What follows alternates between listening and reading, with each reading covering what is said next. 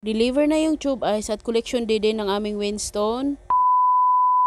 Ay mga langga, samahan nyo naman ako sa aking ganap sa buhay for today's video. 1:30 na nga nag-deliver yung aming tube ice ngayong araw. Ngayong umaga nga lang to tinext ni Boss Homer dahil wala na talaga kaming tube ice. Ng linggo na nga kami nagtitiis mga langga na wala talagang tube ice dahil wala nga magre-repack nitong aming mga tube ice at pumapasok lahat sila. Hindi naman pwede ako lang mag-isa mag-repack nitong mga langga dahil tagtatlong sako yung in-order namin, isang bagsakan lang. Pinapaantay ko na lang talaga mag-order ako ng Sunday, kaya Sunday tong araw na to. I mean ko nga lang mag-order nitong tube ice mga langga na nandito yung aking pamangkin para may kasama naman ako magbalot-balot nitong aming tube ice. Nakikita nyo dito mga langga na ganitong plastic pa yung ginamit ko kahit bawal na dito sa may Quezon City. Kami pa kasi akong plastic na ganyang klase mga langga kaya papaubos ko lang ng ganyang plastic. Ko naman mga langga na bawal na talaga yung ganito. Ayan kasi at marami pa ako dito kaya paubos ko muna. Ayan kasi mga langga kung itatapon ko lang ganitong plastic, ibinili ko rin to. Namuhunan din ako ng pera kaya dito kaya sayang na sayang talaga, kagagamitin ko na lang muna. Hindi ko kasi itong plastic na ito nung hindi pa bawal dito ang mga plastic na ganitong klase. Anyway, late upload na nga tong video na ito mga langga at last week pa tong video na to, ngayon ko lang siya na voice over dahil sa kabisi. Napanoorin nyo pa rin mga langga kahit na late upload na. Kaming dalawa ng pamangking kong babae nga lang yung nagbalot dito at itong pamangking kong lalaki, sabi ko siya namang customer para hindi na kami tatayo-tayo. Di pa nga kami tapos sa aming pagre-repack ay dumating din naman itong Winston na ahente. Now kasi yung schedule ng aking bayarin at ito din yung araw na mag-order ako ng aking mga Winston product. Nyo ba mga langga na medyo humina ako sa Winston ngayon? Kung nga alam mga langga kung dito lang sa tindahan ko ang humina, kayo rin ba dyan? Humihina rin ba yung mga Winston product nyo? Pero din kaya din humihina siguro dahil ang dami na talagang tindahan dito sa amin. Per dikit-dikit na talaga yung mga tindahan dito pero wala tayong magagawa mga langga, ganun talaga ang buhay. Ituloy lang tayo sa ating ginagawa mga langga, as long as na wala tayong inaapakan ay okay yan. Lang, kung nagustuhan nyo tong video na ito, huwag nyong kalimutan mag-follow sa aking page, sa aking TikTok at sa aking YouTube channel. Salamat sa pagtanaw. God bless everyone. Bye!